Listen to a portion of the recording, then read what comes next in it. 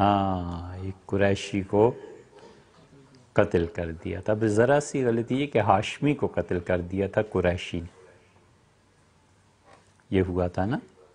پھر بنو ہاشم جو تھے انہوں نے بلوایا اور قسمیں کھلائیں اور 48 آدمی آئندہ سال تک مر گئے. اس کہانی سے ہمیں یاد آیا کہ آج کہانی ہے یا کچھ اور ہے؟ پاکستان کیا؟ پاکستان کا لفظ کسی نے بولا.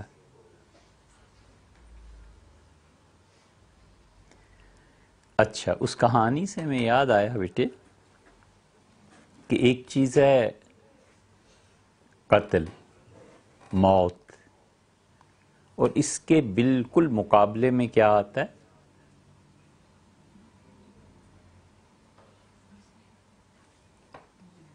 جلدی بولیے. ایک ہے موت، اس کے مقابلے میں زندگی. موت کے مقابلے میں حیات، موت کے مقابلے میں زندگی. اچھا، گرمی کے مقابلے میں کیا آتا ہے؟ سردی. چھوٹے کے مقابلے میں کیا آتا ہے؟ بڑا. اور دراز کے مقابلے میں کیا آتا ہے؟ دراز کے مقابلے میں کیا آتا ہے؟ ٹھگنا. دراز آپ قد کے معنی میں لے کے کہتے ہیں نا ٹھگنا، یعنی یہ دراز قد ہے. یہ دراز فارسی کا لفظ ہے، اور فارسی میں دراز صرف قد کے لیے استعمال نہیں ہوتا بلکہ اس کے اور معنی بھی نکلتے ہیں. دراز کا مطلب ہے لمبا. اردو میں درازی قد جسے کہتے ہیں کہ قد کا لمبا ہونا، اس کے مقابلے میں آتا ہے کوتاہ. دراز اور کوتاہ، ٹھیک ہے؟ دراز ہے اور ایک کوتاہ ہے، چھوٹا. تو یہ سب حروف ایک دوسرے کے مقابلے میں آتے ہیں. ہر زبان میں ایسے ہوتا ہے. ڈے اینڈ نائٹ انگلش میں ایسے ہی کہتے ہیں نا، دن اور رات، ٹھیک ہے؟ اور بلیک اینڈ وائٹ، سیاہ اور سفید. تو وہ جو بات کر رہے تھے ہم، وہ موت کی تھی کہ ایک قریشی نے ایک ہاشمی کو قتل کر دیا. اور یہ عرض کر رہے تھے آپ سے کہ بیٹے جتنے بھی غلط کام انسان کرتا ہے نا، اللہ کا قانون ضرور حرکت میں آتا ہے. اللہ تعالیٰ کا قانون کام کر رہا ہوتا ہے، اللہ تعالیٰ کا قانون حرکت میں ہوتا ہے. ہم انسان نہیں سمجھتے کہ کیا ہو رہا ہے. کچھ لوگ ہاتھیوں کو لے کے اور مکہ مکرمہ آئے تاکہ خدا کے گھر کو تباہ کریں، اور اللہ کا قانون چل رہا تھا کہ تم جب اس مقام پہ پہنچو گے تو کچھ پرندے آئیں گے اور کنکریاں ماریں گے اور تم سب کے سب بھوسا بن جاؤ گے، مر جاؤ گے. ہمیشہ اللہ کا قانون کام کرتا رہتا ہے. جو آدمی بھی قتل کرتا ہے، جو آدمی بھی اپنے بڑوں کی توہین کرتا ہے، اس ظالم آدمی کو خدا پکڑ لیتا ہے. صرف صبر کرنے کی بات ہوتی ہے. وہ چھری، بندوق، کسی تیز دھار آلے کا استعمال کرتا ہے اور گردن اڑا دیتا ہے، یا وہ اپنی زبان کے ذریعے ہر ایک کی توہین کرتا ہے. تو بالکل چپ کر کے بیٹے سنتے رہنا چاہیے، دیکھتے رہنا چاہیے کہ دیکھو اب اللہ کا قانون کب اسے پکڑے گا. اور اللہ کا قانون جب پکڑتا ہے تو پھر اس کی ساری نیکیاں برباد ہو جاتی. آپ کو پچھلی مرتبہ بھی حدیث سنائی تھی نا، حضور صلی اللہ علیہ وسلم نے فرمایا مومن انسان کوئی بھی گناہ کر کے خیر میں ہی رہتا ہے جب تک کہ وہ قتل نہ کرے، اور جس دن وہ قتل کرتا ہے اس دن سے اس کے نیکی کے اعمال میں بہت سستی پیدا ہونے لگتی۔ یہ بتائیے زندگی اچھی ہے کہ موت؟ قتل اچھا ہے یا حیات؟ زندگی اچھی ہے؟ اچھا ٹھیک ہے، زندگی اچھی ہے، موت اچھی نہیں ہے۔ اللہ کی راہ میں شہید ہونا، خدا کی راہ میں جہاد کرنا، کیا موت اچھی ہے نا؟ موت کیسے اچھی ہے بھئی؟ زندگی اچھی ہے۔ زندگی ہے تو آپ نماز پڑھتے ہیں، زندگی ہے تو آپ تعلیم حاصل کرتے ہیں، زندگی ہے تو آپ قرآن پاک یاد کرتے ہیں، زندگی ہے تو آپ مختلف لوگوں کی مدد کرتے ہیں، زندگی ہے تو آپ انسانیت کے لیے بھلائی کے کام کرتے ہیں۔ تو زندگی اچھی ہے کہ موت اچھی؟ اب بتائیے کیا اچھا؟ اونچا بولیے۔ جینا اچھا ہے یا مرنا اچھا ہے؟ یہ کیا بات ہوئی؟ آپ ایک بات پہ ٹھہرتے نہیں، کبھی جینا اچھا ہے کبھی مرنا اچھا ہے۔ اصل بات یہ ہے بیٹے کہ دنیا میں عمومی طور پہ ہر ایک جذبے کے پہلو ہوتے ہیں۔ مثلا محبت ایک جذبہ ہے، نفرت ایک جذبہ ہے، خوشی ایک جذبہ ہے، غصہ ایک جذبہ ہے۔ یہ جتنے جذبات ہوتے ہیں نا انسان میں، ان میں خیر بھی ہوتی ہے اور شر بھی ہوتی ہے۔ مثلا محبت بڑی اچھی چیز ہے۔ آپ کو والدین سے محبت ہے، آپ کو اپنے گھر سے محبت ہے، آپ کو اپنے کمرے سے محبت ہے، لیکن آپ والدین سے محبت کے معنی میں وہاں بیٹھے رہیں اور کسی دن سکول ہی نہ جائیں، کسی دن آپ پڑھیں ہی نہیں کہ اچھا جمعے کے دن چھٹی ہے، ہفتے کے دن بھی میں اپنی ماما کے پاس، اپنے بابا کے پاس، اپنے گھر میں رہوں گا، تو یہ محبت اچھی ہوئی کہ بری ہوئی؟ بری ہوئی۔ شاباش۔ اور اچھی اس اعتبار سے ہے کہ جب آپ کو چھٹی ہے تو آپ اپنے گھر پہ رہتے ہیں، آپ اپنے والدین کے ساتھ رہتے ہیں۔ اچھا بھی ہے برا بھی ہے۔ اب دیکھیے نا، آپ سر کے بال رکھتے ہیں، سر کے بال رکھنا اچھا ہے کہ برا ہے؟ اچھا ہے۔ اور اگر سر کے بال اتنے زیادہ ہو جائیں کہ آپ ایک ایک گھنٹہ کنگھی پہ لگائیں اور وہ گھنٹے میں آپ پڑھیں نہیں، تو پھر اچھے ہوئے کہ برے ہوئے؟ برے ہوئے نا؟ تو پھر تو ان بالوں کو ختم کرنا چاہیے، پڑھنا چاہیے۔ اسی طرح بیٹے زندگی اللہ تعالیٰ جتنی بھی دے بس اچھی ہے۔ یہ اللہ کے قبضے میں ہے کہ اللہ تعالیٰ موت دیتا ہے، شہادت دیتا ہے، نہیں دیتا، لیکن زندہ رہنے کو ترجیح حاصل ہے۔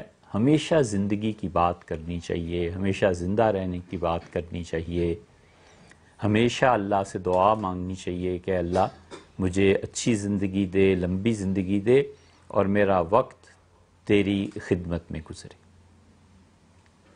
حضور صلی اللہ علیہ وسلم نے فرمایا طوبیٰ لمن طال عمر، بہت خوشخبری ہے، بہت نیکی کی بات ہے، اچھائی کی بات ہے، ہم خوشخبری سناتے ہیں، اس انسان کو اچھی خبر دیتے ہیں جس کی عمر لمبی ہو جائے اور جس کے اعمال اچھے۔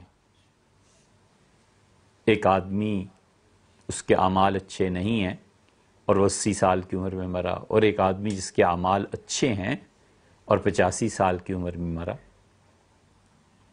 تو جو پہلا شخص ہے 80 والا، اس نے گناہ بھی زیادہ کیے اور خدا کے ہاں عذاب بھی زیادہ۔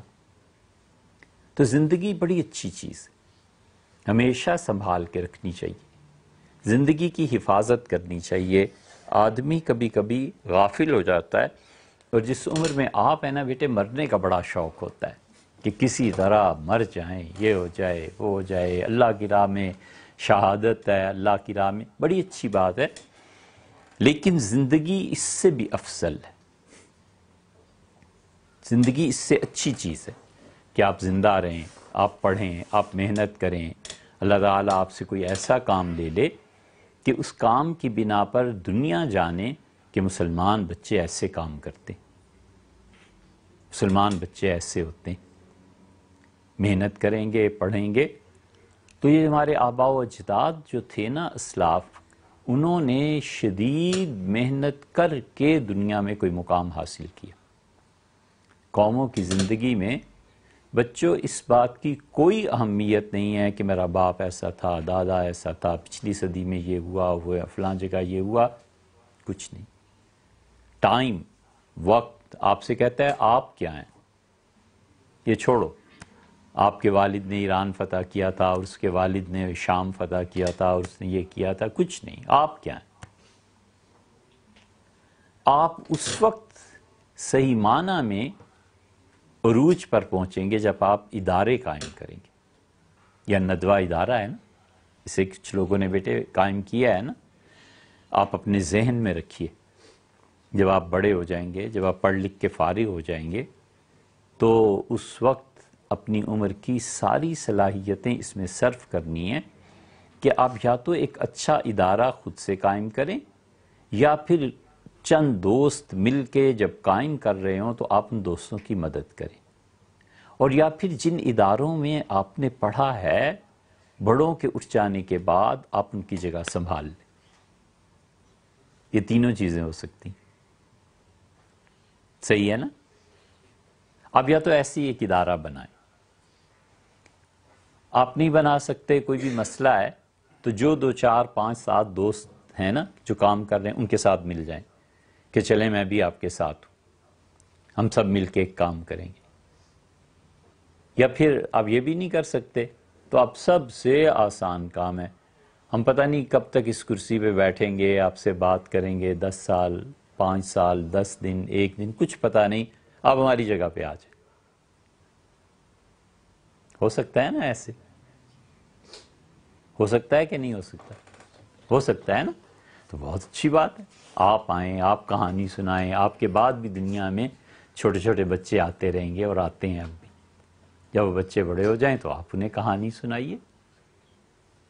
اس لیے بیٹے ہمیشہ زندگی اللہ سے مانگنا، اور جب کوئی زیادہ تنگ ہو جائے زندگی سے تو اللہ تعالیٰ سے دعا مانگنی چاہیے کہ اللہ موت یا زندگی دونوں میں سے جو میرے لیے بہتر ہے وہ کر دے. کبھی یہ نہیں کہنا چاہیے کہ موت دے دے، بہت بری بات، بزدلی کی بات.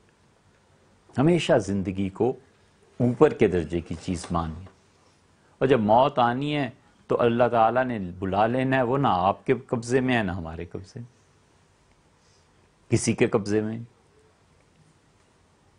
تبلیغی جماعت کا نام آپ نے سنا ہوگا، سنا ہے نا؟ ان میں ایک بہت بڑے بزرگ تھے، مولانا یوسف صاحب رحمۃ اللہ علیہ. اور مولانا یوسف صاحب رحمۃ اللہ علیہ کا انتقال جلدی ہو گیا تھا. تو ہم نے مولانا انعام الحسن صاحب سے سنا. مولانا انعام الحسن صاحب رحمۃ اللہ علیہ ایک مرتبہ ہر جگہ جاتے تھے، ہر سال جاتے تھے. لندن میں حضرت رحمۃ اللہ کے ساتھ ہم حاضر تھے خدمت میں. تو فرمایا جب مولانا یوسف صاحب رحمۃ اللہ علیہ کے انتقال کا وقت قریب آیا، کوئی وہم و گمان میں بھی نہیں تھا کہ وہ اتنی جلدی دنیا سے چلے جائیں گے. تو انہوں نے مجھے بلایا اور کہا کہ دیکھو میرا سانس اکھڑ رہا ہے. اور پھر مجھ سے فرمایا کہ بڑے حضرت مولانا الیاس صاحب رحمۃ اللہ علیہ کی عمر کتنی تھی جب انتقال ہوا؟ تو میں نے بتایا کہ اتنے برس، شاید 63 کا لفظ استعمال کیا کہ اتنے برس تھی. فرمایا اچھا میری عمر کتنی ہے؟ تو میں نے عرض کیا کہ حضرت آپ کی عمر تو اتنی ہے. فرمایا پھر کیا خیال ہے ہم چلیں؟ تو میں ہنس پڑا. میں نے کہا حضرت یہ مشورے کی بات تھوڑی ہے کہ چلیں، جب اللہ نے بلانا ہوگا چلے جائیں. اور چند گھنٹوں میں حضرت کا انتقال ہو گیا. بہت بڑے آدمی تھے بیٹے مولانا یوسف صاحب رحمۃ اللہ علیہ. اگر وہ تبلیغ میں نہ جاتے اور علم کی دنیا میں ہی رہتے تو طحاوی ایک حدیث کی کتاب ہے، اس کی بڑی زبردست شرح وہ لکھتے. یہ کتاب اب تک بیٹے ایسی ہے جس پہ جتنا کام ہونا چاہیے تھا نہیں ہوا. تو اس لیے زندگی ہمیشہ اچھی ہوتی. اسی لیے قرآن نے بعض جگہ پہ موت کی بڑی مذمت کی. مارنے کو بڑا برا سمجھا، قتل کرنے کو برا سمجھا، برا جانا ہے. اللہ نے اس پہ دھمکی بھی دی. دھمکی کا مطلب یہ ہوا بیٹے دیکھو اللہ کے ہاں یہ ہمارا عقیدہ ہے یہ اہل سنہ کا عقیدہ ہے۔ ہمارا عقیدہ یہ ہے کہ اللہ تعالیٰ جن چیزوں کا وعدہ کرتا ہے نا کہ میں جنت دوں گا، زندگی دوں گا، یہ چیز دوں گا، یہ چیز دوں گا، وہ وعدے برحق ہیں، پورے ہوں گے۔ اور اللہ تعالیٰ نے جن چیزوں کے بارے میں ڈرایا ہے کہ دیکھو یہ کرو گے تو جہنم ملے گی، یہ ہوگا، وہ ہوگا، اگر اللہ ان چیزوں کا وعدہ کرنے کے باوجود پورا نہ کرے تو یہ اس کی مہربانی ہے، اس کی عطا ہے۔ اللہ تعالیٰ نے کہا جنت، یقیناً جنت دے گا، اللہ نے کہا اس کو جہنم میں پھینکوں گا۔ قیامت کے دن اگر اسے خدا معاف کر دے، اللہ تعالیٰ معاف کر دے، تو یہ اس کا کرم ہے، اس کی مہربانی ہے، یہ نہیں ہے کہ اس نے اپنے وعدے کی خلاف ورزی کی۔ وعدے کی خلاف ورزی بہت بری بات ہے، لیکن اللہ نے درگزر فرمایا، اللہ تعالیٰ نے اپنی اس عذاب دینے کی بات کو پورا نہیں کیا۔ یہاں پہ پہنچ کے ہمارے عقیدے میں اور اہل تشیع کے عقیدے میں فرق پڑ جاتا ہے۔ جب علم کلام میں مباحث آتی ہیں تب آپ پڑھیں گے، یہ بڑی پیچیدہ بحث ہے، مگر اتنا ہے کہ ہم کہتے ہیں اللہ نے جتنے وعدے ہمارے ساتھ اچھائی کے کیے ہیں وہ یقیناً پورے ہوں گے، اور جن جن مواقع پہ اللہ نے ڈرایا ہے کہ جہنم ہوگا، یہ ہوگا، یہ ہوگا اور تمہیں سزا ملے گی، اللہ اسے پورا کرے، وہ اس کا اپنا فیصلہ ہے۔ لیکن اگر اللہ معاف کر دے تو اس کا مطلب یہ نہیں ہے کہ قیامت کے دن وہ کوئی اس نے یہ جو کچھ کہا ہے سب جھوٹ تھا، استغفر اللہ۔ اس کا مطلب یہ ہے کہ اللہ نے کرم فرمایا، اللہ نے مہربانی فرمائی کہ کہا اور پھر چھوڑ دیا۔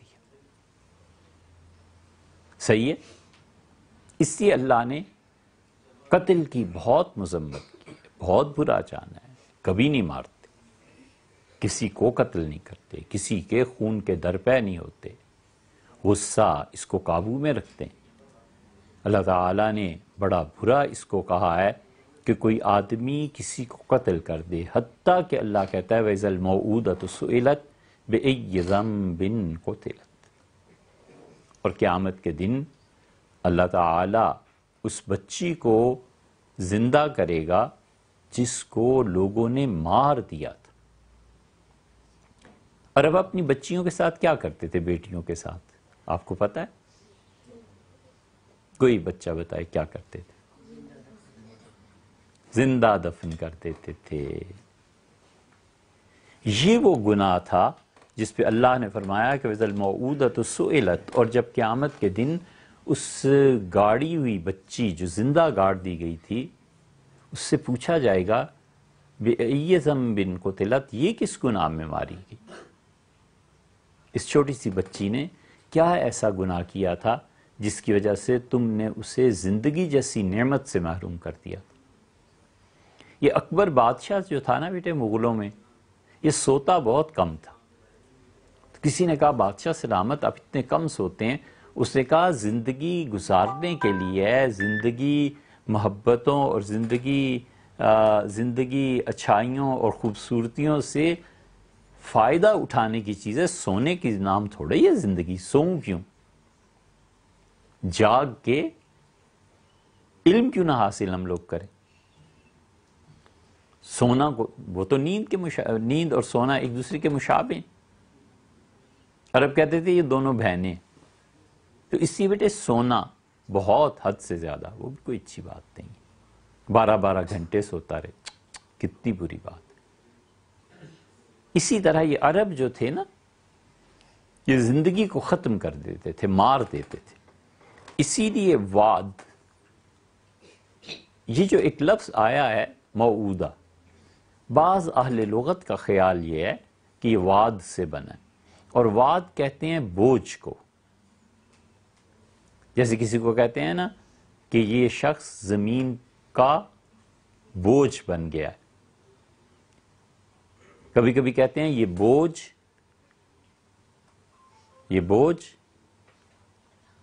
جی اٹھاؤ۔ یہ سوال آدھے جملے اسی لیے ہوتے ہیں کہ ہمیں پتہ چلے آپ یہاں آئیں یا کہیں اور پھر رہے ہیں۔ وَإِذَا الْمَوْعُودَةُ، موعودہ وعد سے بنا ہے، وعد بوجھ۔ اصل میں قصہ یہ ہوا تھا کہ جب عربوں میں یہ چیز آئی ہے، یہ عرب سارے کرتے تھے، ان کا کوئی قبیلہ ایسا نہیں تھا جو اپنی بچیوں کو زندہ درگور نہ کرتا.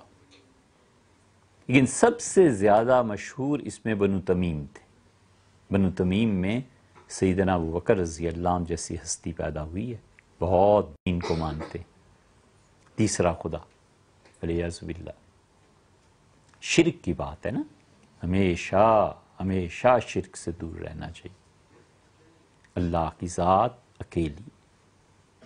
یہ جو ہم نماز میں پڑھتے ہیں نا، اشہد ان لا الہ الا اللہ، یہ کیسے ہو گیا اشہد ان محمد؟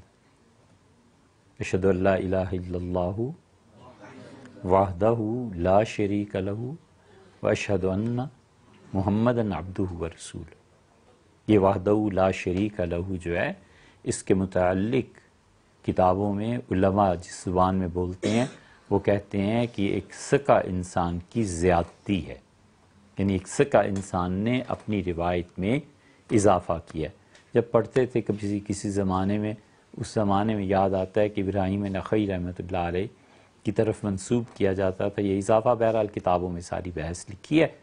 تو بیٹے ہوا یہ کہ نعمان نے حملہ کیا اور انہوں نے، اچھا قرآن میں کیا ہے پہلے وہ بات کر لیتے. سیدنا عیسیٰ علیہ الصلوۃ والسلام کہتے ہیں، جب کیا اللہ کہتا ہے قیامت میں میرے سامنے پیش ہوں گے اور میں انہیں اور ان کی والدہ کو کہوں گا کہ تم اپنی قوم کو گمراہ کر کے آئے، تم نے اپنی قوم کو بتایا تھا کہ میرے ساتھ تمہیں شریک بنائے. اس سارے مکالمے کے آخر پہ آتا ہے اچھا اتنا تو بتائیں نا آپ، یہ کس صورت میں آتی ہے آیت؟ ان تعذبہم فانہم عبادک وَإِن تَغْفِرْ لَهُمْ. جی کہیے. مائدہ میں. بہت اچھے بہت اچھے. سورہ مائدہ کے آخر پہ آیا ہے اللہ اگر تو انہیں عذاب دے تو یہ تیری ہی بات، اور اگر تو معاف فرما دے تو آپ کی عادت، آپ کا شیوا، آپ کی عنایات غلاموں پہ ایسے ہی رہی. حضور صلی اللہ علیہ وسلم بیٹے ایک مرتبہ رات کو نماز میں یہ آیت پڑھی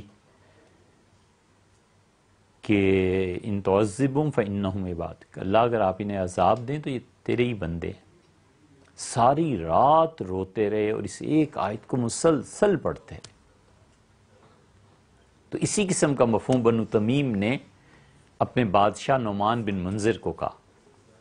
نعمان نے اپنے بھائی کو بھیجا تھا لڑائی کے لیے، پھر نعمان خود آیا اور اس نے کہا کہ قیدی بنا لیا ان عورتوں کو.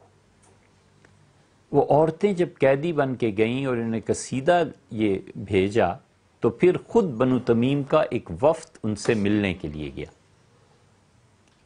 تو بنو تمیم کے وفد میں ایک تھیں قیس بن عاصم، ان کی بیٹی تھی، وہ بڑے سردار تھے. تو قیس بن عاصم کی بیٹی بھی قیدیوں میں چلی گئی تھی. تو نعمان نے اعلان کیا، اس نے کہا کہ ان خواتین میں، عورتوں میں جو بھی چاہیں واپس چلی جائیں اور جو ہمارے پاس رہنا چاہیں تو ہم انہیں احترام اور عزت سے جگہ دیں گے. تو قیس بن عاصم ایک سردار تھے، ان کی بیٹی نے یہ ترجیح دی اور اس نے کہا کہ میں نعمان کے یہاں رہوں گی. اب یہ باپ تھے، انہیں بہت رنج ہوا، بڑی غیرت و غصہ. انہوں نے کہا آئندہ سے ان لڑکیوں کو جینے کا حق بھی نہیں دینا چاہیے. یہ بیٹے دنیا میں جتنے بھی لوگ حقوق کی بات کرتے ہیں نا، آپ غور کیا کرو ان کی زندگیوں میں کہ اپنے فریضے کتنے ادا کرتے ہیں. ایک ہے زندگی کا فریضہ اور ایک ہے زندگی میں جو آپ کا حق ہے وہ کسی سے لینا. ہمیشہ اپنے فرائض پہ نظر کرنی چاہیے، ہمیشہ اپنی ڈیوٹی کو دیکھو کہ کیا ہے. آپ یہاں بیٹے کھانا کھاتے ہیں نا لنگر میں، ٹھیک ہے نا؟ اس کھانے کے لیے کام کرنا، آپ قرآن پڑھتے ہیں نا، اس قرآن کو پڑھانے کے لیے محنت کرنا، یہ کس کا حق ہے، کس کا فرض ہے؟ ہمارے ذمے یہ ضروری ہے. آپ ہمارے مہمان ہیں، آپ آئے ہیں، ہم آپ کی عزت احترام کریں، ہم آپ کو پڑھانے کا بندوبست کریں، یہ ہمارا فرض ہے نا. اور آپ کا فرض کیا بنتا ہے؟ پڑھنا۔ اب آپ کسی دن ہم سے یہ کہیں کہ آج سالن اچھا نہیں یا یہ چیز اچھی نہیں، تو ہمیں بھی تو حق ہے نا کہ ہم آپ سے پوچھیں کہ کتنے پارے یاد کیے ہیں، امتحان میں کتنے نمبر آئے ہیں۔ ابھی آپ لوگوں نے 9th کا پیپر دینا ہے، ہاں اب بات ہوگی نا۔ آپ 9th میں اچھے نمبر لے کے آئیں تو پھر تو ہم سنیں کہ آپ کہتے ہیں کھانے میں یہ ہے اور یہ نہیں، اور اگر آپ 9th میں اچھے نمبر ہی نہ لائیں تو پھر آپ کو کیا حق پہنچتا ہے کہ آپ کہیں یہ ہے اور یہ ہے؟ آپ اپنا فرض پورا کیجیے زندگی میں بیٹے، ہمیشہ اپنے فرائض پورے کرنے چاہیے، جو ڈیوٹیز اور جو آپ کے رائٹس ہیں، جو آپ کے حقوق ہیں، وہ اللہ تعالیٰ آہستہ آہستہ پورے کروا ہی دیتا ہے۔ اس کا قانون پھر حرکت میں آتا ہے۔ جو بندہ اپنے فرائض پورے کرتا ہے نا، اس کے حقوق کے لیے اللہ کا قانون حرکت میں آتا ہے۔ تو وہ جو سردار تھے قیس ابن عاصم، اس کی بیٹی نے پہلی مرتبہ یہ بات اختیار کی کہ اپنے والد کی بجائے جہاں بھی اس کی شادی تھی یا جو اٹھا کر لے گئے تھے ان لوگوں کو ترجیح دی۔ تو اس پہ انہوں نے قیس نے کہا کہ آئندہ سے ان عورتوں کو زندہ رہنے کا حق ہی نہیں دینا چاہیے، اور جب بھی بیٹی ہوتی تھی اسے لے جا کر ایک گڑھا کھود کے اس بچی کو لٹا کے اوپر ریت اور مٹی ڈالاتے تھے، وہ تڑپتی ہوئی مر جاتی تھی۔ یہ ہوتا تھا بیٹے، یہ وہ چیز تھی جو رسول اللہ صلی اللہ علیہ وسلم نے دور کی۔ اللہ اسی لیے کہتا ہے کہ وَيَضَعُ عَنْهُمْ إِسْرَهُمْ، اور ہم نے ایسے عظیم نبی کو بھیجا ہے جو بوجھ ہے معاشرے کی بدترین غلط روایات کا، یہ رسول صلی اللہ علیہ وسلم اس بوجھ کو ہٹاتے ہیں۔ وَالْأَغْلَالَ الَّتِي كَانَتْ عَلَيْهِمْ، اور ان بیڑیوں کو کاٹتے ہیں، ان رسیوں کو کاٹتے ہیں جنہوں نے انسانوں کو جکڑ لیا ہے۔ اب یہ رسی کی طرح باندھ دیا تھا نا کہ بیٹی پیدا ہو، اور بہت سے قبیلے تھے جو بیٹیوں کو زندہ بھی رکھتے تھے۔ ہوا یہ کہ ایک تو قیس ابن عاصم کی بات آتی ہے، دوسرے کہتے ہیں کہ ایک اور عرب قبیلہ تھا ربیعہ، اور ان کی بیٹی وہ اٹھا کر لے گئے دشمن۔ اس قبیلے والوں نے سوچا کہ تو ہماری بڑی توہین ہے، اب ہم لڑ بھی نہیں سکتے، تو انہوں نے یہ کیا کہ اس آئندہ سے طے کر لیا کہ جو بچیاں ہمارے ہاں پیدا ہوں گی ہم انہیں مار دیا کریں گے۔ ایک اور نظریہ بھی پایا جاتا ہے، اور وہ یہ تھا کہ عرب کرتے کیا تھے، دو طرح سے مار دیتے تھے۔ لڑکی جب پیدا ہوتی تھی نا ان کے ہاں، آپ میں سے کس کس کی بہن ہے؟ اچھا، ماشاءاللہ ماشاءاللہ، اب سب لوگوں کی بہنیں ہیں، بڑی اچھی چیز ہے۔ بہنیں بڑی محبت کرتی ہیں، بہت تعلق ہوتا ہے۔ آپ کو پتہ ہے حضور صلی اللہ علیہ وسلم کی بھی ایک بہن تھی، نہیں معلوم؟ شیمہ۔ انہوں نے اور حضور صلی اللہ علیہ وسلم نے حضرت حلیمہ سعدیہ کا دودھ پیا تھا، تو دودھ شریک بہن تھی۔ انہوں نے ایک مرتبہ آ کے، وہ قصہ بھی بڑا عجیب ہے، انہوں نے ایک مرتبہ آ کے حضور صلی اللہ علیہ وسلم سے بس اتنا کہا کہ یہ جو قیدی ہیں نا آپ کے پاس، ان میں سے کچھ آپ کے چچا لگتے ہیں، کچھ عورتیں آپ کی خالائیں لگتی ہیں، تو لوگ کیا کہیں گے کہ محمد صلی اللہ علیہ وسلم کو جب طاقت ملی تو اس نے اپنے ہی رشتہ داروں کو قید کر لیا۔ حضور صلی اللہ علیہ وسلم نے سب کو چھوڑ دیا تھا۔ اس بہن کا بہت احترام کرتے تھے۔ بہنوں کا احترام، ان کی بات سننا، مناسب حد تک ان کی بات ماننا، اختلاف بھی ہو تو بہت ادب احترام سے اپنے موقف کا اظہار، اپنی رائے کا اظہار۔ ہمیشہ بیٹے گفتگو کا طریقہ سیکھنا چاہیے۔ ہمارے ہاں لوگوں کو گفتگو کا طریقہ نہیں آتا، لیکن آپ سیکھیے، اپنے غصے اور جذبات کو ایک طرف رکھ کے۔ سید سلیمان ندوی رحمۃ اللہ علیہ، ایک جگہ بحث ہو رہی تھی، سید صاحب بھی بیٹھے ہوئے تھے، تو سید صاحب نے ایک رائے دی، اور سید سلیمان ندوی رحمۃ اللہ علیہ کے مقابلے میں جو آدمی تھا بڑا چیخ چیخ کے بولا، تو حضرت نے فرمایا کہ سنیے، بلند آواز میں بولنے سے اور چیخنے سے دلائل میں کوئی وزن نہیں پڑ جاتا، میں نے دلیل سے بات کی ہے، آپ بھی دلیل دیجیے۔ اسے غصے کے اظہار سے، شور مچانے سے، یہ کلچر جاہل لوگوں کا ہے۔ یہ جیسے آپ کے سیاستدان اچھل رہے ہوتے ہیں، کود رہے ہوتے ہیں، ابھی اسمبلی میں ایک دوسرے کو مار رہے تھے، یہ ان جاہلوں کا شیوہ ہے بیٹے، جن کے نصیب میں جھوٹ لکھا ہے، ہمیشہ جھوٹ بولیں گے، ہمیشہ ذلت۔ آپ نے ایسے نہیں کرنا، ہمیشہ اپنے فریق مخالف کو گفتگو کا موقع دیں۔ وہ کہتا ہے خدا نہیں ہے، ولیعذ باللہ، لیکن آپ سنیں تو صحیح نا وہ کیا کہتا ہے۔ وہ کہتا ہے کہ خدا نہیں ہے اس لیے کہ نظر نہیں آتا۔ اب بجائے اس سے لڑنے سے اگر ہم یہ کہیں کہ ہوا ہی نہیں ہے،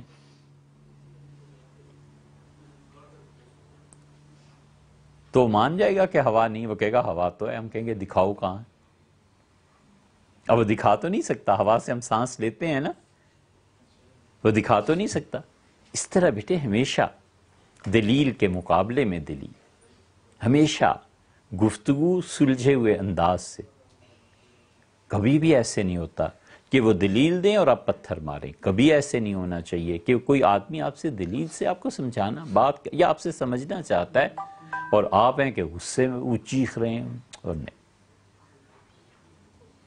اس لیے حضور صلی اللہ علیہ وسلم کی بھی ایک بہن تھی، تو نبی کریم صلی اللہ علیہ وسلم نے طویل گفتگو کی بجائے بڑے احترام سے سارے قیدی چھوڑ دی۔ تو ہوتا یہ تھا عربوں میں کہ وہ جب بیٹی پیدا ہوتی تھی نا، تو وہ اسے 6 سال کی عمر تک بکریوں کو چرانے بھیج دیتے تھے۔ جب بیٹی 4 سال کی ہو گئی، کھلی فضا میں اس نے پرورش پائی، اسے بکریوں کے ساتھ بھیج دیا کہ بکریاں چراؤ۔ 5 سال کی ہو گئی تو ماہر ہو جاتی تھی بکریاں چراؤ، 6 سال کی ہو گئی، اور اس کو کیا کرتے تھے کہ بھیڑ کی جو کھال ہوتی ہے نا، دمبے کے جو بال اتارے جاتے ہیں، اس سے اس کا لباس بنا دیتے تھے۔ تو صحرا میں بکریوں کو لے کے پھرتی رہتی تھی، اور جب 6 سال کی ہو جاتی تھی تو اس کا باپ اس کی ماں سے کہتا تھا کہ اب اس سے تم بناؤ سنوارو۔ تو اس بیٹی کو غسل دیتے تھے، اچھے کپڑے پہناتے تھے، بہت خوبصورت سجا سنوار کے وہ سجی سنوری بچی باپ کے ساتھ چل پڑتی تھی، بڑی خوش ہوتی تھی۔ اور باپ نے پہلے سے صحرا میں ایک کھڈا کھودا ہوا ہوتا تھا، وہ کہتا تھا دیکھو بیٹی اس میں کیا ہے۔ وہ جو ہی جھکتی تھی دیکھنے کے لیے، یہ پیچھے سے اسے دھکا دیتا تھا، وہ گر جاتی تھی، اور گرتے ہی وہ چیختی تھی اور یہ اس کے اوپر ریت ڈال دیتا، بس مار کے چلے جاتے۔ اس لیے بیٹے ہمیں پتہ نہیں ہے اسلام نے اس دنیا کو کیا دیا، ہمیں پتہ نہیں ہے کہ اللہ نے اپنے نبی صلی اللہ علیہ وسلم کے ذریعے اس کائنات کو کیسے بدلا۔ اس ایک ہستی کے ذریعے اللہ نے لوگوں کی عزتوں کو، جان کو، مال کو محفوظ کیا، اور کبھی کبھی اس سے بھی بدتر حرکت کرتے تھے۔ ایک گڑھا کھود دیتے تھے اور ماں کو وہاں لے جا کر لٹا دیتے تھے۔ جو ہی بچے کی پیدائش ہوتی تھی تو اگر وہ لڑکا ہوتا تھا تو اسے گڑھے سے نکال لیتے تھے، اگر لڑکی ہوتی تھی تو ماں کو ہٹا کے اسے فوراً مٹی سے بھر دیتے تھے، ریت سے بھر دیتے تھے، بس وہ چھوٹی سی بچی مر جاتی تھی۔ ہر بچی جس کا رنگ سیاہ ہو، ہر وہ بچی جس کا کوئی عضو نہ ہو، جیسے ٹانگ نہیں ہے، کسی کا ہاتھ نہیں ہے، یا جس کی آنکھیں براؤن ہوں، یہ چند چیزیں تھیں، ایسی بیٹیوں کو تو کوئی رکھنا ہی نہیں چاہتا تھا، مار دیتے تھے سیدھا سیدھا۔ یہ سب جہالت تھی، یہ سب اس دور کے رواج تھے۔ اور پھر کرتے کیا تھے کہ وہ اس بچی کو کسی بھی گھر میں تانے کے طور پہ بھی استعمال کرتے تھے کہ تمہاری اتنی بیٹیاں، تمہیں شرم نہیں آتی، تمہیں غیرت نہیں آتی، بیٹے کبھی بھی تانا نہیں کھانا چاہیے. سب سے اچھا آدمی وہ ہے جو ٹھنڈے مزاج کا، سنتا رہے، کہتے رہیں جو لوگ کہتے ہیں، بکتے رہیں. اعتراض کی عادت، ہر چیز پہ اعتراض. ان کے حصے اور نصیب بھی یہ ہوتا ہے کہ تم اعتراض کرتے رہا کرو اور آخر پہ محروم ہو جاؤ. تو غیرت کے مارے اپنی بچیوں کو مار آتا تھا. ایک اس طرح کا ایک اور قصہ ہوا، اور قصہ یہ ہوا کہ سودا بنت زہرا تھی. زہرا ایک قبیلہ تھا. زہرا قبیلے میں شادی ہوئی تھی. اگر آپ نے ہم سے یہ بات سنی ہوئی ہے تو بتاؤ زہرا قبیلے میں کس کی شادی ہوئی تھی؟ دو بڑی عظیم ہستیاں تھیں، اور بھی تھیں لیکن دو بڑی عظیم ہستیاں تھیں. یہ مدینہ منورہ کا قبیلہ تھا، بنو زہرا. اب اٹک گئے نا؟ اب آپ بتائیے، پھر آگے چلیں.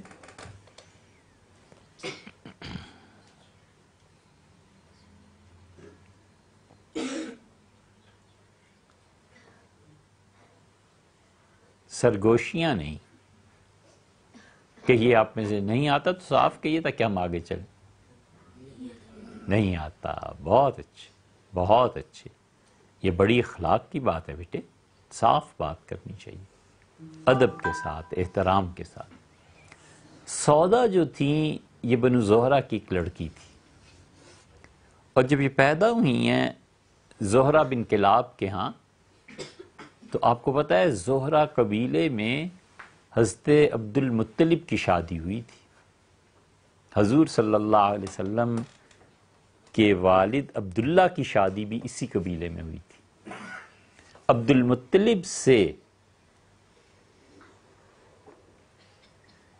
اس شادی کے بعد حضرت حمزہ رضی اللہ عنہ پیدا ہوئے تھے. حضرت حمزہ رضی اللہ عنہ کا جو ننھال ہے وہ مدینہ منورہ میں تھا، اور حضور اقدس صلی اللہ علیہ وسلم کا ننھال آمنہ جو تھی یہ بھی مدینہ منورہ کی تھی. اسی لیے رسول اللہ صلی اللہ علیہ وسلم جب مدینہ منورہ تشریف لے گئے تو اپنے ننھال میں رہے. یہ بنو زہرا قبیلہ تھا. ان کے ہاں ایک بچی پیدا ہوئی، اس کا نام تھا سودا. سودا کو ان کے والد زہرا نے ایک آدمی کے حوالے کیا اور کہا کہ اس بچی کو دفن کراؤ.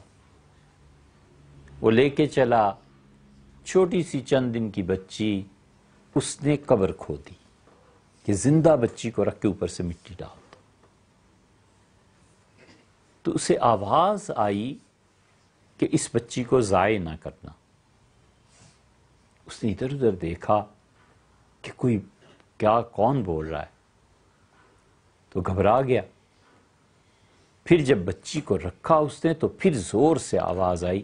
اس کا بھی مفہوم یہی تھا کہ دیکھو اس بچی کو کچھ نہ کہو. اسے ادھر ادھر دیکھا. یہ ایسے ہوتا ہے بیٹے، اب بھی، اب تک کی دنیا میں بھی ہوتا ہے. بعض مرتبہ اللہ تعالیٰ کوئی کام مقصود ہوتا ہے نا تو غیب سے آوازیں آتی ہیں، خواب میں آواز آ جاتی ہے کوئی، کبھی کبھی سونے اور جاگنے کے درمیان آدمی ہوتا ہے تو آواز آ جاتی. یہ اب بھی ایسے ہوتا ہے. اللہ تعالیٰ کے فیصلے. یہ جو آواز دینے والا ہے نا، اس کو اردو میں عربی سے منتقل ہوا ہے. یہ لفظ لکھتے ہیں ہاتف نے آواز دی. ہاتف نے آواز دی. ہاتف کا مطلب کیا؟ وہ جس کی آواز سنائی دے لیکن اس کی شکل دکھائی نہ دے، پتہ ہی نہ چلے. تو اسے آواز آئی کہ اس بچی کو، سودا کو مت مارو. اور ڈر گیا اور جا کر بچی کے جو والد تھے ان سے کہا کہ اس طرح آوازیں آ رہی ہیں. تو اس نے کہا اس کا مطلب یہ ہے کہ میری بیٹی بڑے ہو کے کچھ بڑی خاتون بن جائے گی، اس لیے مجھے دے دو. تو انہوں نے کیا کیا کہ اس بچی کو رکھ لیا. یہ بچی جب بڑی ہوئی تو یہ عجیب و غریب پیشن گوئیاں کرتی تھی. خدا کی طرف سے اسے کچھ بتایا جاتا تھا اور لوگوں کو بتا دیتی تھی۔ ایک دن اس نے بچی نے کیا کیا کہ وہ مدینہ منورہ میں چیخی بہت زور سے، لوگ جمع ہو گئے کہ پتہ نہیں سودا کو کیا ہو گیا۔ اس نے کہا اس سارے قبیلے کی بچیاں میرے سامنے لاؤ، جتنی میری بہنیں، جتنی میری رشتہ دار خواتین ہیں، سب کو میرے سامنے لاؤ۔ حضور صلی اللہ علیہ وسلم کی والدہ کا کیا نام تھا؟ آمنہ۔ اور آمنہ کے والد کا کیا نام تھا؟ وہب۔ یہ جو وہب تھے نا، ان کے والد کی یہ بہن تھی سودا، یعنی وہب کی پھوپھی تھی۔ آپ کے والد، ان کی بہن، آپ کی کیا ہوئی؟ پھوپھی ہوئی نا، اور آپ کی والدہ اور ان کی بہن کیا ہوئی؟ خالہ ہوئی۔ یہ رشتوں کو جاننا چاہیے نا بیٹے، کہ عام طور پہ جو اسکول کالج میں بچے پڑھتے لکھتے ہیں، ان کو مدتوں رشتوں کا علم نہیں ہوتا۔ اور والد کی والدہ کیا ہوئی؟ دادی۔ اور والدہ کے والد کیا ہوئے؟ نانا۔ ان سب رشتوں کو پتہ ہونا چاہیے۔ آپ کے بھائی کے جو بیٹے بیٹیاں آپ کے کیا لگے؟ بھتیجے۔ اور آپ کی ہمشیرہ بہن کے ہاں جو بیٹے بیٹیاں وہ آپ کے کیا لگے؟ بھانجے اور بھانجیاں۔ یہ رشتے پتہ ہونے چاہیے بیٹے۔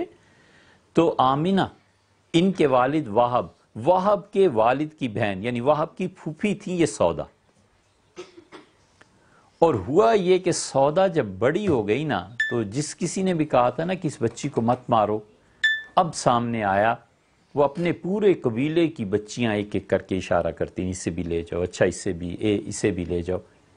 جب رسول اللہ صلی اللہ علیہ وسلم کی والدہ آمنہ آئی ہیں نا سامنے، اس نے کہا یہ ہے وہ بچی آمنہ۔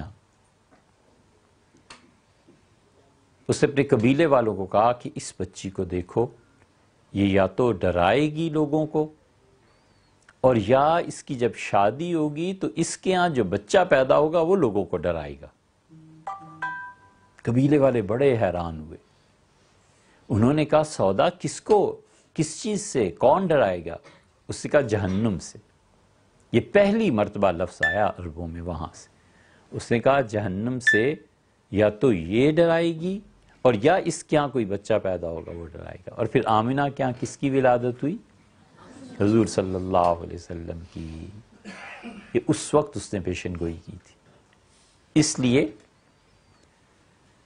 حضرت عبداللہ کی شادی جب ان لوگوں میں ہوئی آمنہ سے، تو سب جانتے تھے کہ اب آمنہ کے ہاں حضرت رسالت پناہ صلی اللہ علیہ وسلم تشریف لائے۔ ان کے بیٹے تھے، ان کے صاحبزادے تھے۔ تو انہوں نے پھر جہنم سے ڈرایا۔ اس بچی کو بچا لیا گیا تھا۔ یہ عرصہ دراز تک بیٹے جاری رہا ہے۔ مدتوں لوگ بچیوں کو ایسے دفن کرتے رہے ہیں۔ کتنا ظلم کیا ان لوگوں نے، کتنے انسانوں کی زندگیوں سے انہوں نے کھیلا، کتنی برائی کی۔ ان میں ایک آدمی اٹھا اور ان کا نام تھا ساسا، صاد عین صاد ہے، ساسا۔ یہ صحابی بھی تھے رضی اللہ عنہ۔ انہوں نے رسول اللہ صلی اللہ علیہ وسلم سے آ کے عرض کیا، کچھ لوگ اٹھے بیٹے ان میں سے، ایک تو ساسا رضی اللہ عنہ تھے، اور ایک ان میں زید رضی اللہ عنہ تھے۔ حضرت زید رضی اللہ عنہ، ان کی اہلیہ، حضرت زید رضی اللہ عنہ کی بیٹی کا نام تھا فاطمہ، اور فاطمہ کے شوہر تھے امیر المومنین سیدنا عمر رضی اللہ۔ تو حضرت عمر رضی اللہ عنہ کے زید کیا لگے؟ اچھا ہم پھر بتاتے ہیں۔ حضرت زید نے اپنی بیٹی فاطمہ کو حضرت عمر رضی اللہ عنہ کے ساتھ ان کی شادی کر دی۔ تو بیوی کے باپ کو کیا کہتے ہیں؟ سسر۔ اب سمجھے؟ اور بیوی کی والدہ کو کیا کہتے ہیں؟ ساس۔ یہ ہوتے ہیں رشتے، ٹھیک ہے؟ حضرت عمر رضی اللہ عنہ کے سسر تھے زید، اور زید ایک دن بیٹھے ہوئے کھانا کھا رہے تھے، حضور صلی اللہ علیہ وسلم کسی لمبے سفر پہ جا رہے تھے تو نبی کریم صلی اللہ علیہ وسلم کی پھوپھیوں نے، پھوپھی کون ہوتی ہے؟ ابو کی بہن، بالکل، حضور صلی اللہ علیہ وسلم کی پھوپھیوں نے کہا کہ بیٹے اتنے لمبے سفر پہ جا رہے ہم تمہیں کھانا باندھ کے دیتی ہیں، تو انہوں نے گوشت پکایا اور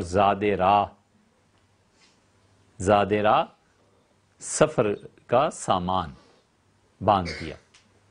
تو حضرت زید بیٹھے ہوئے تھے، تو حضور صلی اللہ علیہ وسلم نے یا تو خود پوچھا کہ کیا آپ ہمارے ساتھ کھانا کھائیں گے، یا پھر رسول اللہ صلی اللہ علیہ وسلم تشریف فرما ہوئے، اس وقت آپ کی عمر بہت کم تھی، تو زید نے کہا کہ میں تم لوگوں کے ساتھ کھانا کھاؤں گا، یہ گوشت جو کھا رہے ہو یہ اللہ کے نام پہ ذبح کیا ہے یا بتوں کے نام پہ؟ تو حضور صلی اللہ علیہ وسلم نے بتایا کہ اللہ کے نام پہ جانور ذبح کیا ہے، پھر انہوں نے کھانا کھایا۔ یہ زید تھے، یہ ساسا رضی اللہ عنہ تھے، یہ سب لوگ اس کوشش میں رہے کہ بچیوں کو زندہ درگور نہ ہونے دیں، ہمیشہ اچھا کام کرتے۔ اور یہ ساسا آئے ہیں حضور صلی اللہ علیہ وسلم کی خدمت میں، اور ان کا اللہ کے رسول آپ مجھے بتائیں، میں نے 86 بچیاں اب تک بچائی ہیں، 86۔ انہوں نے کہا کہ میں نے عربوں میں یہ رسم شروع کی کہ جہاں مجھے پتا چلتا تھا کہ کسی بچی کو زندہ درگور کر رہے ہیں، درگور کرنا کیا ہوتا ہے؟ در کا کیا مطلب ہوا؟ میں، اچھا فارسی پڑھی ہوئی، اور گور قبر، گور قبر کو کہتے ہیں، در یعنی اس میں، قبر میں۔ اردو میں درگور اس کے لیے بھی، اردو میں اس لیے بھی استعمال ہوتا ہے کہ کسی آدمی کی زندگی کوئی بالکل برباد کر دے تو کہتے ہیں اسے زندہ درگور کر دی، یعنی اس کی زندگی برباد کر دی، تباہ کر دی، یہ بھی ہوتا ہے۔ تو ہوا یہ بیٹے کہ انہوں نے کہا اللہ کے رسول میں نے 86 بچیاں بچائی ہیں صلی اللہ علیہ وسلم، اور پھر انہوں نے کہا مجھے جہاں پتا چلتا تھا کہ کسی بچی کو لوگ قبر میں ڈال رہے ہیں، پہلی مرتبہ میں نے اسے کہا کہ اپنی بچی کو مجھے دے دو اور میں تمہیں کچھ رقم، کچھ پیسے، کوئی چیز دے دیتا۔ اس نے مجھ سے کہا، اس عرب نے، کہ بھلا بیٹیاں بھی کوئی بیچتا ہے؟ میں نے کہا میں تمہاری بیٹی کو اپنی نوکرانی نہیں بنا لوں گا، میں اسے نہیں خرید رہا، اس کی زندگی کو خرید رہا ہوں۔ اس کا کیا دو گے؟ طے پایا کہ ایسی اونٹنیاں جن کی مزید نسل کی ولادت کے لیے 10 مہینے پورے ہو گئے ہیں، 2 10 مہینے کی ایسی اونٹنیاں اور ایک جوان اونٹ، اس نے کہا یہ لو، اس نے بچی اس کے حوالے کر۔ یہ پھر ایک حویلی میں انہوں نے ایسی بچیوں کو، عورتوں کو رکھنا شروع کیا، 86 بچیاں انہوں نے بچائی، اور پھر ایک مرتبہ حاضر ہوئے اور حضور صلی اللہ علیہ وسلم نے کہا کہ اللہ کے رسول میں نے 96 10 اور تھی، 96۔ انہوں نے کہا میں نے 96 بچیوں کو زندگی دی ہے، اور کیا اللہ مجھے اس نیکی کا اجر دے گا؟ تو حضور صلی اللہ علیہ وسلم فرمایا یہ جو تم مسلمان ہوئے ہو نا، اللہ نے کفر کے زمانے کی تمہاری ان نیکیوں کی وجہ سے ہی تو تمہیں اسلام بخشا ہے۔ کافر کی نیکی بھی بیٹے اس دنیا میں ضائع نہیں ہوتی، یہ الگ بات ہے کہ اسے آخرت میں کوئی نفع نہ ملے، یا یہ ملے کہ اس کی جہنم کے عذاب میں کمی کر دی جائے، یہ مختلف علماء کے علم کلام میں آ رہا ہے، آپ بڑے ہوں گے تو پڑھیں گے، لیکن 96 بچیوں کو بچا لینا بہت بڑا ان کا کارنامہ۔ اور یہ جن کا ہم نے ذکر کیا ہے زید رضی اللہ عنہ کا، زید رضی اللہ عنہ تو 360 کے قریب بچیوں کو بچایا۔ زید اتنے بڑے آدمی تھے۔ اسی طرح ساسا رضی اللہ عنہ جو تھے نا، یہ دادا تھے فرزدق کے۔ فرزدق بہت بڑے شاعر تھے، فرزدق عربوں میں مانے ہوئے شاعر، حرم میں، بیت اللہ میں، بیٹے علم انسان کو بڑا بناتا ہے، عقل بڑا بناتی ہے. یہ عہدے اور پیسے کسی آدمی کو بڑا نہیں بناتے. چیخ چیخ کے بولنا، دوسروں کی توہین کرنا، یہ کسی کو بڑا نہیں بناتا. ایسے باتیں کرنا جیسے جانتا ہی نہیں. غرور اور کبر کے مارے ہوئے لوگ، بیمار روحیں، مردہ ضمیر، جنہوں نے اپنے باطن کو برباد کر رکھا ہوتا ہے، وہ ایسی بات کرتے ہیں جیسے کوئی جانتا ہی نہیں. ان میں سے ایک یہ ہشام بن عبد الملک بھی تھا. ہشام امویوں کا مانا ہوا خلیفہ تھا، اس سے کام بھی بڑے اچھے اچھے کیے. یہ آیا بیت اللہ میں، اور جب طواف کرنے لگا تو لوگ تو طواف کر رہے تھے. اتنا ہجوم تھا بیت اللہ میں کہ کسی نے پرواہ نہیں کی کہ وقت کا حاکم امیر المومنین ہشام کھڑے ہیں نہیں کھڑے، لوگ طواف کرتے رہے. اب اس نے حجر اسود کو بوسہ دینا تھا. اسے بڑا دکھ ہوا کہ کوئی پرواہ ہی نہیں میری کر رہا، کوئی قدر ہی نہیں کر رہا. اتنے میں ایک اور ہستی داخل ہوئی حرم میں، اور وہ بہت بڑے آدمی تھے. وہ سید الساجدین، زین العابدین، سیدنا حسین ابن علی رضی اللہ عنہ کے صاحبزادے تھے. اور حضرت زین العابدین رحمۃ اللہ علیہ جو ہی آئے ہیں، مجمع کائی کی طرح پھٹ گیا. کائی کی طرح پھٹنا، اس کا کیا مطلب؟ تتر بتر ہو جانا. اب تتر بتر کا کیا مطلب؟ کہاں رہتے ہو؟ اس نے کہا فلاں گلی میں کنویں کے سامنے. اس نے کہا کنواں کہاں ہے؟ اس نے کہا میرے گھر کے سامنے. اس نے کہا رہتے کہاں؟ اس نے کہا آمنے سامنے. تو اس لیے کائی کی طرح چھٹ جانا کیا مطلب؟ تتر بتر. تتر بتر کا مطلب کیا؟ کائی کی طرح چھٹ. آپ دیکھیے گا خود بھی، ہم بھی کبھی اس محاورے پہ بات کریں گے. تو ہوا یہ کہ حضرت زین العابدین تشریف لائے. حضرت زین العابدین رحمت اللہ علیہ کے دادا کا کیا نام تھا؟ علی. یہ ہے ذہانت. کیونکہ ہم پہلے کہہ چکے ہیں کہ حضرت زین العابدین بیٹے تھے حسین ابن علی کے. یہی کہا نا؟ تو سیدنا علی رضی اللہ عنہ کے بیٹے تھے حسین رضی اللہ عنہ، اور حسین رضی اللہ عنہ کے بیٹے تھے حضرت زین العابدین. نام ان کا بھی علی تھا اصل میں. حضرت زین العابدین رحمۃ اللہ علیہ جب آئے ہیں تو رسول اللہ صلی اللہ علیہ وسلم کے گویا یہ پڑپوتے ہوئے. اوفو، مجمع کائی کی طرح چھٹ گیا. لوگوں نے جگہ دے دی. لوگ ان کے عزت اور احترام میں دونوں طرف کھڑے ہو گئے. اور وہ آئے اور انہیں بڑی سادگی سے بوسہ دیا اور چل پڑے. 25 مرتبہ پیدل مکہ مکرمہ گئے تھے مدینہ منورہ سے. 25 حج کیے تھے. اتنے 100 کلومیٹر، وہ تقریباً 300-400 کلومیٹر ہے مکہ مکرمہ اور مدینہ منورہ کا فاصلہ. اس زمانے میں اتنا سفر طے کرنا اور اپنی بندگی کے اظہار کے لیے پیش ہونا بیٹے بہت بڑی بات تھی. حضرت زین العابدین رحمت اللہ علیہ کی جب دیکھا نا پبلک نے چھوڑ دیا راستہ. ہشام جانتا تھا اچھی طرح، اس کے باوجود کہنے لگا کہ یہ کون ہے؟ یہ مغرور قسم کے لوگ جن کے اندر بیٹے کبر کا مرض ہوتا ہے نا، انہیں سب پتا ہوتا ہے اندر سے.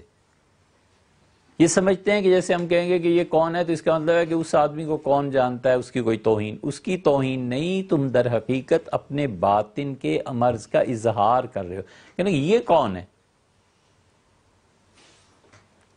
تو ہشام کے ساتھ فرزدق کھڑے تھے. فرزدق بہت بڑے شاعر تھے. فرزدق نے برملا کہنا شروع کیا کہ یہ وہ آدمی آیا ہے، وہ ہستی آئی ہے جسے حرم بھی جانتا ہے اور حرم کے باہر کی دنیا بھی جانتی ہے. یہ وہ ہستی ہے جس کی پردادی کا تم نام لو تو وہ رسول اللہ صلی اللہ علیہ وسلم کی صاحبزادی ہیں. جن کے دادا پردادا کو تم دیکھو تو وہ علی ہیں. پھر انہوں نے برجستہ بیٹے عربی کے شعر پہ شعر، شعر پہ شعر کہنا شروع کیے اور بڑا ہشام شرمندہ ہوا.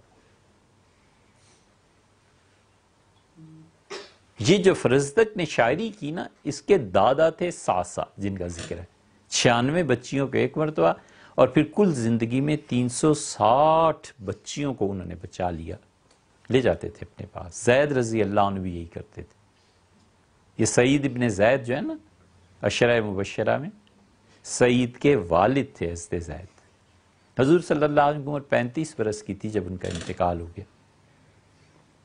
انہوں نے کیا کیا تھا بیٹے؟ ان دونوں نے 360 کے قریب زندگیوں کو بچایا، جانوں کو بچایا،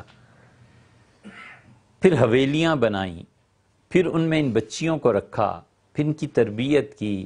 یہ جب بچیاں بڑی ہو جاتی تھی نا، تو پھر یہ اس کے والد کے پاس چلے جاتے تھے بچی کے، جانتے تھے نا کون کس کی بیٹی ہے، بیٹیاں بھی جانتی تھیں، جا کے کہتے تھے کہ اب آپ کی بیٹی بڑی ہو گئی ہے، آپ اگر چاہیں تو میں آپ کو واپس دے دوں، چاہیں تو میں اس کی شادی کر دوں۔ تو بہت سے غریب لوگ ہوتے تھے، کہتے تھے آپ ہی شادی کر دیں، اس کی شادی کر دیتے تھے، اور بہت سی بچیوں کو اس کے والدین کے حوالے کر دیتے کہ دیکھو اسے کچھ نہیں کہنا۔ یوں قبروں سے زندگی دینا بیٹے، یہ اللہ کے بہت نیک بندے تھے جن کا کام تھا۔ حضور صلی اللہ علیہ وسلم نے بھی یہی سکھایا، اسی لیے آپ نے فرمایا کہ جب کوئی مسلمان عذر پیش کرے، معذرت کرے، تو اس کی معذرت کو قبول کر لینا، وگرنہ تمہیں اتنا بڑا گناہ ہوگا جتنا زندہ قبر میں گاڑی جانے والی بچی کے قتل کا گناہ ہوتا ہے۔ معذرت کیا ہوتی؟ معافی پیش کر دینا کہ میں اس وجہ سے نہیں آ سکا۔ لیکن آپ کی معذرت کو اتنی زیادہ قابل قبول نہیں ہوتی۔ اگر آپ پڑھائی میں کریں گے تو پھر بڑی مشکل ہو جائے گی۔ یہ برتن کیوں ٹوٹ گیا؟ وہ غلطی ہوگی، مجھے خیال نہیں رہا، زمین پہ سلپ کر گیا۔ اچھا، یہ بات کیوں کہی اتنی، یہ غصہ آپ کو کیوں آ رہا ہے؟ تو معذرت کرنا کہ ہاں آ تو رہا ہے لیکن غلط بات ہے، مجھے نہیں کرنا چاہیے، اور دوسرے کو قبول کر لینا کہ بس ٹھیک ہے، آپ نے جو کہا ٹھیک ہے۔ تو انہوں نے بیٹے اتنی زندگیوں کو بچایا، اسی لیے قرآن کہتا ہے ویسا سبق ہے آپ